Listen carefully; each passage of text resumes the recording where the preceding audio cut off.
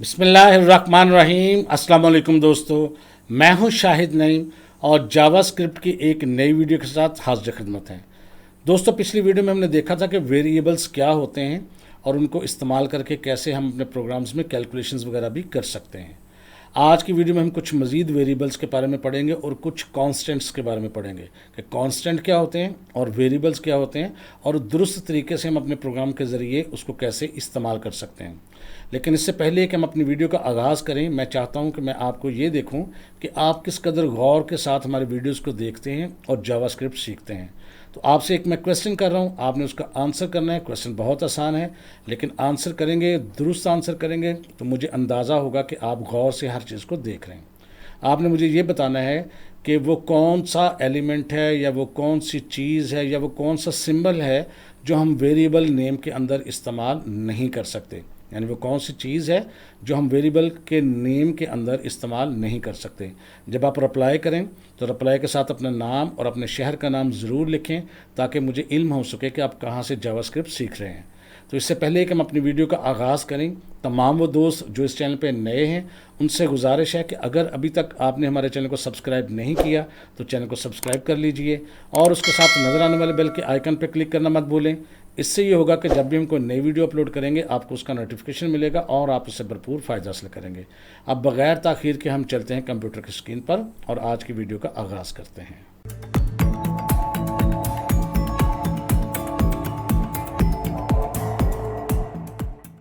तो दोस्तों, वेरिएबल्स को हम समझ चुके हैं। अब वेरिएबल्स के बारे में कुछ मज़ीद चीज़ें हम पढ़ेंगे। एक है वेरिएबल्स और एक है कॉन्स्टेंट्स। ये क्या होते हैं जावास्क्रिप्ट में, इसके बारे में देखेंगे।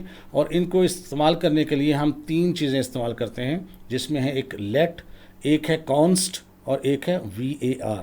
VAR वेरिएबल से निकला है। लेट जो है ये हम इस्तेमाल कहाँ करेंगे इसको भी देखते हैं। और कांस्टेंट जो है उसका शॉर्ट करके उसको हमने कॉन्स्ट लिखा हुआ है, हमने नहीं लिखा, बेसिकली जावास्क्रिप्ट में ये ऐसे ही इस्तेमाल होता है।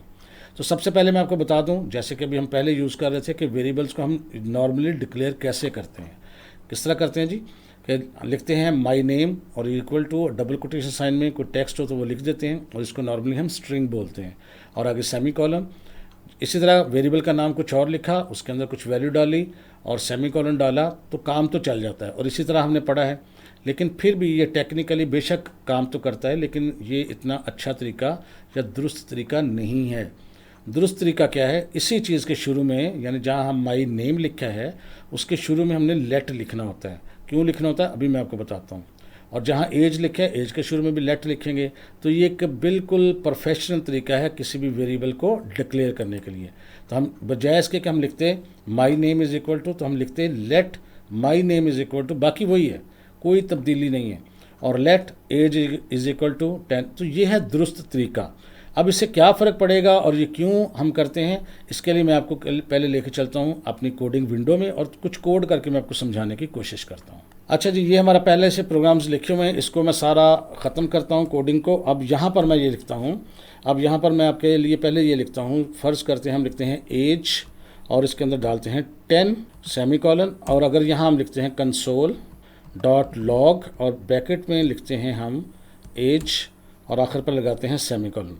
तो इसमें कुछ मुश्किल नहीं है, ये स्क्रीन पे 10 प्रिंट कर देगा। करके देखते हैं, कंट्रोल एस करते हैं, रिजल्ट देखते हैं। तो ये देखें, ये आपके कंसोल विंडो के अंदर 10 प्रिंट कर रहा है। अब अगर हम यूँ करते कि यहाँ पर हम यहाँ एज के अंदर कुछ और वैल्यू दे देते, एज इज़ इक्वल टू 30 और यहाँ करते ऐसे, अब आपके ख्याल में ये क्या प्रिंट करता, 10 प्रिंट करता या 30 प्रिंट करता? डेफिनेटली जो पहले वैल्यू थी वो ख़त्म हो जाएगी, नई वैल्यू आ जाएगी। कंट्रोल एस करते हैं, रिजल्ट देखते हैं, तो ये देखें 30 प्रिंट कर रहा है। अब अगर हम ये करते कि अगर हमने इस वेरिएबल को डिक्लेयर किया होता लेट के साथ और यहाँ पर उसके अंदर 10 है, अगर हम एज 30 करते तो 30 इसमें चला जाता, इसमें कोई फ़र्क नहीं पड़ता। यानी लेट के इस्तेमाल करने से या ना इस्तेमाल करने से कोई फ़र्क नहीं पड़ता। कंट्रोल एस करते हैं, ये देखें रिज़ल्ट फिर भी वही है। लेकिन इससे फ़र्क ये पड़ता है कि जब हम आदत बना लेंगे कि वेरिएबल को डिक्लेयर करते हुए हमें लेट लिखना है, अगर किसी वजह से हम अपने वेरिएबल को जो पहले से डिक्लेयर किया हुआ है उसको दोबारा डिक्लेयर करने की कोशिश करेंगे, यहाँ हम लिखते हैं let age is equal to 30। अब यहाँ पर क्या होगा, कंट्रोल एस करके देखते हैं कि क्या होता है। यहाँ पर आएगा एरर, वो कहता है कि ये सिंटैक्स एरर है, आइडेंटिफायर कहते हैं वेरिएबल को। Age has already be declared, तो पहले से डिक्लेयर किया हुआ, कहाँ पर, लाइन नंबर 2 पे। तो इससे क्या होता है, इससे आपको गलती का एहतमाल नहीं रहता। फ़र्ज़ करते हैं आपने एक लंबा प्रोग्राम लिखा हुआ है जिसके अंदर कोई वेरिएबल इस्तेमाल किया और उसमें कोई वैल्यू दी हुई है आपने, और अब आप गलती से दोबारा उसके अंदर कोई वैल्यू डाल रहे हैं, तो यहाँ लेट वेरिएबल आपको एक ही वेरिएबल को दोबारा डिक्लेयर करने की इजाज़त नहीं देगा, बल्कि आपको बताएगा ये तो पहले से डिक्लेयर है। तो लिहाजा अपनी आदत बना लें, जब भी आपने वेरिएबल डिक्लेयर करना है तो उसके शुरू में आपने लेट लिखना है। तो पहले वाले को मैं लिखा रहने देता हूँ, दूसरे वाले को मैं यहाँ पर अरेज करके सेव कर देता हूँ। तो ये वेरिएबल को डिक्लेयर करने का दुरुस्त तरीका क्या है, लेट का इस्तेमाल। अब लेट को कैसे इस्तेमाल कर सकते हैं ये तो हमें समझ आ गई कि लेट कीवर्ड किस लिए इस्तेमाल होता है, used to declare a local variable. अब ये लोकल वेरिएबल क्या है इसकी भी मैं आपको भी समझाता हूँ 2 सेकंड के अंदर, बिल्कुल परेशान ना हो। इसमें सबसे पहले देख लें इसका सिंटैक्स। सिंटैक्स को कहते हैं तरीक़ेकार को, कुलिये को, यानी किस तरीके से इसको इस्तेमाल करते हैं। तो लेट को कैसे कैसे इस्तेमाल किया जा सकता है, लेट को हम यूज़ कर सकते हैं, देखें, वेरिएबल लिख के आगे सेमीकोलन दे सकते हैं, या अगर एक से ज़्यादा वेरिएबल्स चाहें तो वो भी डिक्लेयर कर सकते हैं, जैसे लेट वेरिएबल 1, वेरिएबल 2, वेरिएबल 3, या जितने चाहें इसके अंदर वेरिएबल्स हम डिक्लेयर कर सकते हैं। कुछ एग्जांपल्स देखते हैं ताकि आपको अंदाज़ा हो जाए। इसमें देखें क्या लिखा है, लेट, उसके बाद माई नेम, और इसमें हमने कोई वैल्यू नहीं डाली। इस तरह भी हम वेरिएबल को डिक्लेयर कर सकते हैं और आगे चल के उसमें बाद में वैल्यू डाल सकते हैं। और एक है let my name is equal to Shahid, और इसमें हमने साथ ही वैल्यू उसके अंदर डाल दी, यानी दोनों तरीक़ों से हम इसको यूज़ कर सकते हैं। और तीसरे में देखें let fee is equal to 15 और 100, और हमने इसके अंदर 1500 भी डाल दिया। ये था न्यूमेरिक वैल्यूज़। ऊपर देखा हमने स्ट्रिंग वैल्यूज़ डाली, और तीसरी चौथी एग्जाम्पल के अंदर हमने न्यूमेरिक वैल्यूज़ भी डाली हुई हैं और स्ट्रिंग वैल्यूज़ भी डाली हुई हैं। इसको एक दफ़ा करके देख लेते हैं, फिर आगे चलते हैं। अब फ़र्ज़ करते हैं हम कहते हैं यहाँ लेट एज और सेमीकोलन, इसका मतलब है एज के अंदर अभी हमने कोई भी वैल्यू नहीं डाली। उसके साथ ही अगर इसको हम प्रिंट करवा देंगे तो आपके ख्याल में क्या प्रिंट होगा, यहाँ देखें अनडिफाइंड। अनडिफाइंड से मुराद ये होती है, ये भी हम आगे पढ़ेंगे भी, कि अनडिफाइंड एक ऐसी डाटा टाइप है जब किसी वेरिएबल में हमने कोई वैल्यू ना डाली हो, ना उसको ये पता हो कि ये न्यूमेरिक वैल्यू रखेगा, ना इसको पता है कि ये स्ट्रिंग वैल्यू रखेगा, तो इसको हम कहेगा वो ये अनडिफाइंड है। अब अगर हम इसमें कोई भी वैल्यू डाल देंगे तो उस तरह से वैल्यू डिस्प्ले कर देगा। अब देखें, अगर किसी वजह से हम यहाँ कहते हैं एज इज़ इक्वल टू 50 और यहाँ हम सेमीकोलन डालते हैं, अब देखें वो 50 प्रिंट कर देगा। ये देखें 50 प्रिंट हो रहा है। अब अगर एज में हमको स्ट्रिंग वैल्यू दे देते, हम यूँ लिख देते, अब इस पर कैलकुलेशन तो नहीं होनी थी लेकिन स्ट्रिंग वैल्यू थी, तो अब क्या होगा, स्ट्रिंग वैल्यू प्रिंट कर देगा। आप देखें वो 50 प्रिंट कर रहे हैं। तो इसलिए हम इसमें स्ट्रिंग वैल्यू भी दे सकते हैं, यानी अल्फ़ाबेट्स भी दे सकते हैं, और इसमें न्यूमेरिक वैल्यूज़ भी दे सकते हैं। बाज़ औक़ात ये भी होता है कि हम एक से ज़्यादा वेरिएबल्स भी हम यूज़ कर सकते हैं, लेट के साथ डिक्लेयर कर सकते हैं। जैसे एज, इसके साथ ही हम लिख देते हैं माई नेम, उसके बाद सैलरी, और यहाँ अब हम इसके अंदर कुछ इस तरह डिस्प्ले करवा देते हैं, जैसे ये देखें, यहाँ लिखते हैं माई नेम, और उसके अंदर डबल कोट्स में लिख देते हैं, मैं अपना नाम लिख देता हूँ, और एंड पर सेमीकोलन, और इसके अलावा सैलरी इज़ इक्वल टू जो भी आप लिखना चाहें, मैं छोटी सी एक वैल्यू डाल देता हूँ। अब अगर हम इन तीनों को चाहें तो डिक्लेयर हमने एक दफ़ा किया था, वैल्यूज़ हमने बाद में साइन कर दी, ये मुमकिन है। अब अगर हम इनको प्रिंट करवाते हैं तो ये देखें प्रिंट कैसे होगा। अब चाहे तो एक जगह प्रिंट करवा लें, चाहे तो आप मुख्तलिफ जो console.log है वो यूज़ कर लें। तो हम इसको यहाँ पर यूँ भी लिख सकते हैं, यहाँ पर हम लिख सकते हैं जी my name comma age comma salary, और यहाँ कंट्रोल एस करते हैं, रिज़ल्ट देखते हैं जी। ये देखें शाहिद नेम 50 और सर, अब ये नहीं पता लग रहा ये क्या है, और अगर इसको पता भी लगवाना हो तो वो भी कर सकते हैं। इसमें यूँ कर सकते हैं, देखें लॉग के शुरू में डबल कोट्स लिखें यहाँ पर, और इसमें लिखते हैं name double quotes close comma, उसके बाद एज से पहले लिखते हैं यहाँ पर डबल कोट्स में लिखते हैं जी एज और कॉमा, और सैलरी से भी लिखते हैं पीछे डबल कोटेशन साइन में लिखते हैं हम जी सैलरी और कॉमा। अब इसको कंट्रोल एस करके सेव करते हैं, इसकी अपने प्रैक्टिस भी साथ साथ करनी है। रिज़ल्ट देखते हैं तो ये देखें यहाँ लिखा आ गया नाम शाहिद नईम, एज 50, सैलरी 5000। तो ये हमने इस तरह इस्तेमाल कर लिया। इसका मतलब यह है कि अगर हम लेट के साथ एक से ज़्यादा वेरिएबल्स डिक्लेयर कर लें तो हो सकते हैं, और ये भी हो सकता है मुख्तलिफ़ किस्म के वेरिएबल्स डिक्लेयर कर लें, चाहे वो न्यूमेरिक हों चाहे वो स्ट्रिंग हो, और अगर बाद में उसमें वैल्यूज़ डालना चाहें तो वो भी डाल सकते हैं। अगर आप चाहें शुरू में वैल्यूज़ डालना तो वो भी डाल सकते हैं, और आधों की शुरू में वैल्यूज़ डालें आधी को बाद में डालें, ये भी हो सकता है। मसलन यहाँ लिखते हैं एज इज़ इक्वल टू, हम लिख देते हैं 60, और my name is equal to लिख देते हैं यहाँ पर नाइम में कर देता हूँ, और सैलरी को मैं छोड़ देता हूँ, सैलरी को हम बाद में डाल देते हैं। इन दोनों को मैं यहाँ से अरेज कर देता हूँ। ये देखें, कंट्रोल एस करते हैं, रिजल्ट देखें जी। अब यहाँ पर देखें, एज हमने ऊपर ही डिक्लेयर कर दी थी, नेम भी ऊपर डिक्लेयर कर दिया था, सैलरी को नहीं डिक्लेयर किया था। तो क्या हम इस तरह कर सकते हैं? देखते हैं, बिल्कुल कर सकते हैं। तो ये देखें, ऐसी सूरत में भी उसने नेम दिखा दिया, नईम, नाम मैंने छोटा लिख दिया, एज 60 और सैलरी 5000। तो इसका मतलब ये हुआ कि आप लेट के साथ एक से ज़्यादा वेरिएबल्स भी डिक्लेयर कर सकते हैं, मुख्तलिफ़ किस्म के वेरिएबल्स भी डिक्लेयर कर सकते हैं, बग़ैर उनको वैल्यू असाइन किए हुए भी कर सकते हैं, और इसके साथ साथ आप बग़ैर वैल्यू असाइन किए और वैल्यू असाइन करके भी कर सकते हैं, और दोनों का कॉम्बिनेशन भी बना सकते हैं। अब इसमें मज़ीद चीज़ें देखते हैं जी। तो यहाँ लेट कीवर्ड आपने समझ लिया। एक होता था VAR कीवर्ड, लेकिन ये अब इस्तेमाल नहीं होता। सिर्फ मैं आपको बता के आगे जा रहा हूँ, क्योंकि ये पुराने वक्त में इस्तेमाल होता था कि ये क्या करता था, VAR was used to declare global variables before 2015। तो 2015 से पहले ये यूज़ होती थी कमांड। उस वक्त लेट वगैरह इस्तेमाल नहीं होती थी, तो ये इस्तेमाल होती थी। अब चूँकि ये इस्तेमाल नहीं होती, इसलिए मैंने आपको बताया है, और हम आगे जा रहे हैं। हम टू द पॉइंट काम करेंगे, जितनी आपको ज़रूरत है। जहाँ डिटेल में जाने की ज़रूरत होगी वहाँ ज़रूर लेके जाएंगे, और जहाँ ज़रूरत नहीं है वहाँ हम अपना टाइम ज़ाया नहीं करेंगे। उसके बाद है जी कॉन्स्ट। कॉन्स्ट मैंने पहले भी बताया, कॉन्स्टेंट का शॉर्ट फॉर्म है। कॉन्स्टेंट का मतलब होता है मुस्तकिल या मुसलसल, ठीक है। यानी वेरिएबल क्या होता है? वेरी कहते हैं ना, यार इसकी स्पीड वेरी कर रही है, इसका मतलब है स्पीड इसकी कम या बढ़ रही है। तो वेरिएबल एक ऐसी चीज़ को कहते हैं जिसमें वैल्यू चेंज हो सके, जब मर्ज़ी बढ़ा दें, जब मर्ज़ी कम कर दें, उसमें जब मर्ज़ी नया डाटा स्टोर कर दें। और कांस्टेंट क्या होता है? कांस्टेंट का मतलब होता है उर्दू में मुसलसल, यानी उसमें जब आपने वैल्यू डाल दी तो फिर मुसलसल वही वैल्यू रहेगी, आप कभी भी उसको तब्दील नहीं कर सकेंगे। तो ये आपने फ़र्क को समझना है। कभी आपको अपने प्रोग्राम में ऐसी कोई चीज़ यूज़ करनी है जहाँ उसकी वैल्यूज़ कभी चेंज होती रहती हैं। फ़र्ज़ करते हैं आपने एक अमाउंट डालनी है जिसमें किसी किस्म की कोई कैलकुलेशन है या किसी की सैलरी है, तो सैलरी ज़ाहिर है बढ़ा सकते हैं, कम कर सकते हैं, डिडक्शन हो सकती है, तो उसको आप वेरिएबल के तौर पे स्टोर करेंगे। अब किसी का आपने नाम लिखना है तो कभी भी नाम तो कभी भी चेंज नहीं होगा, नाम तो एम्प्लॉय का जो रख दिया वही होगा। तो उसके लिए आप कांस्टेंट रख सकते हैं या कॉन्स्ट रख सकते हैं। तो ऐसी तमाम चीज़ें जो प्रोग्राम्स में आप इस्तेमाल करेंगे और उसको आपने तब्दील नहीं करना या तब्दील करने की आपको ज़रूरत नहीं होती, उनको डिक्लेयर करेंगे कॉन्स्ट के साथ, चीज़ वही है। और अगर आप उसके अंदर तब्दीलियाँ करना चाहते हैं तो फिर उसको डिक्लेयर करेंगे लेट के साथ। अभी हम करके देखते हैं। लेकिन इसमें क्या है, use to declare a local variable. अभी भी हमने शुरू में पढ़ा था कि लोकल का लफ्ज़ आया था। लोकल क्या है अभी मैं बताता हूँ, या इसको ब्लॉक लेवल भी कहते हैं।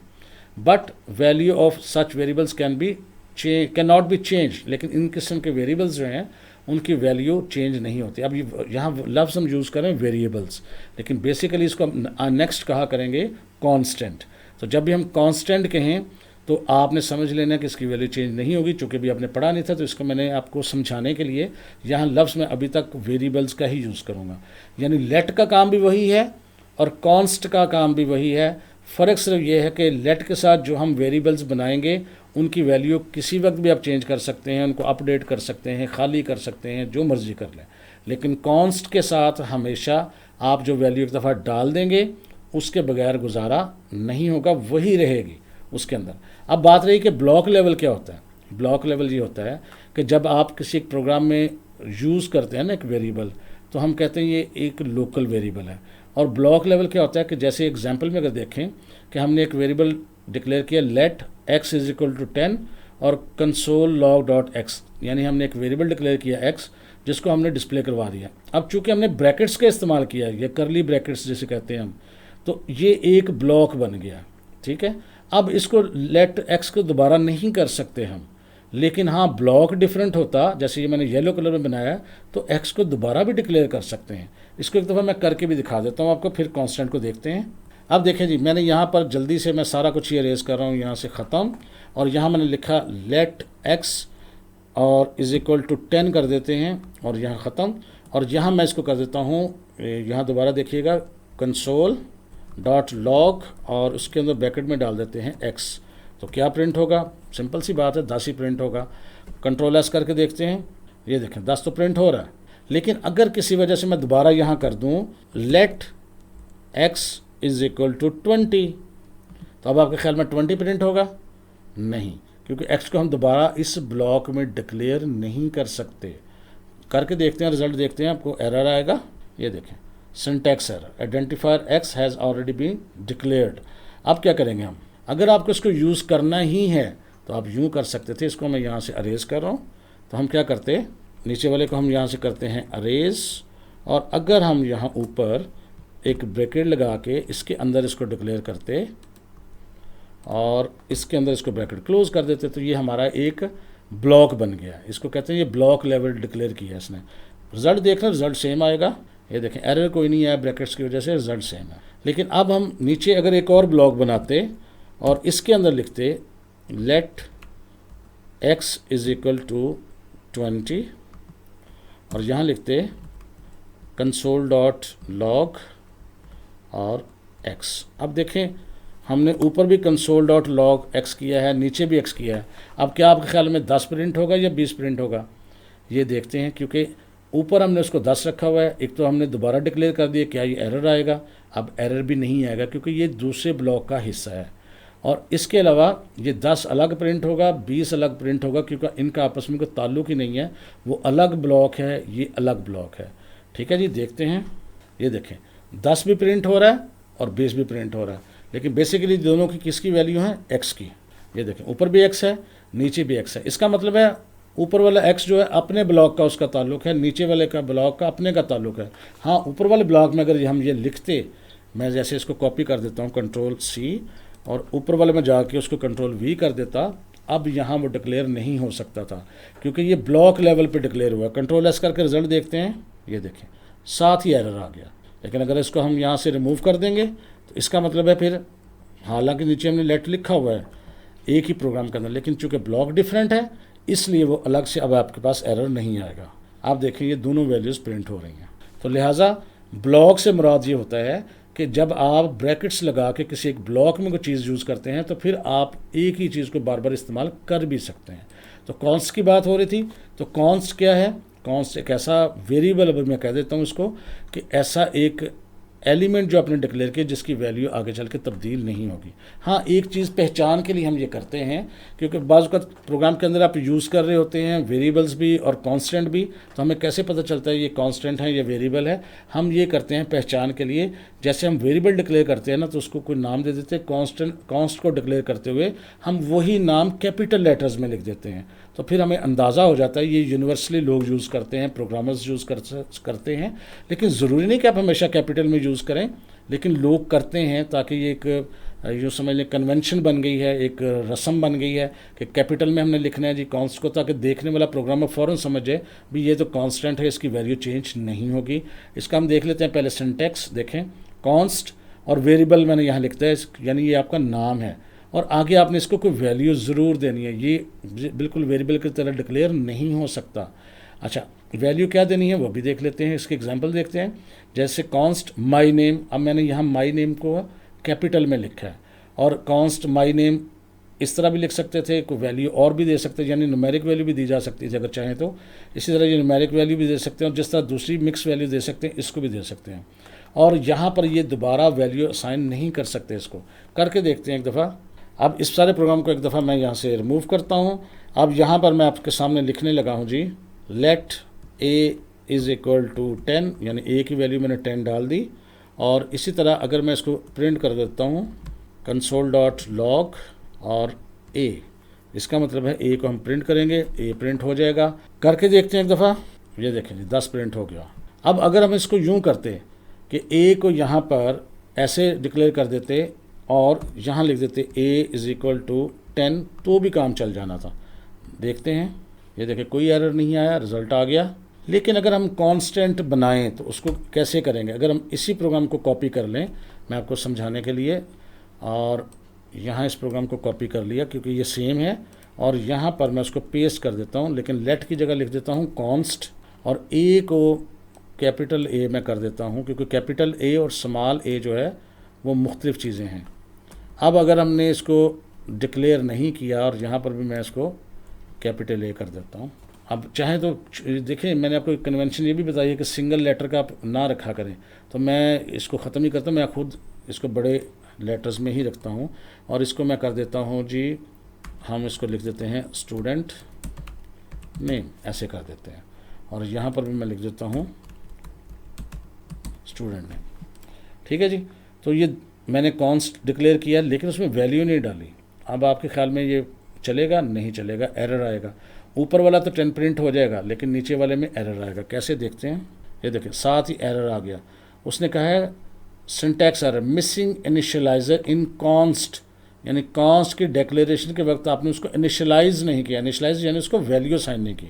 तो आपको क्या करना पड़ेगा, इज इक्वल टू डाल के यहाँ पर उसको कोई नाम देना पड़ेगा। मिसाल के तौर पे यहाँ पर मैं उसको नाम दे देता हूँ मोहम्मद बिलाल, मैंने नाम दे दिया।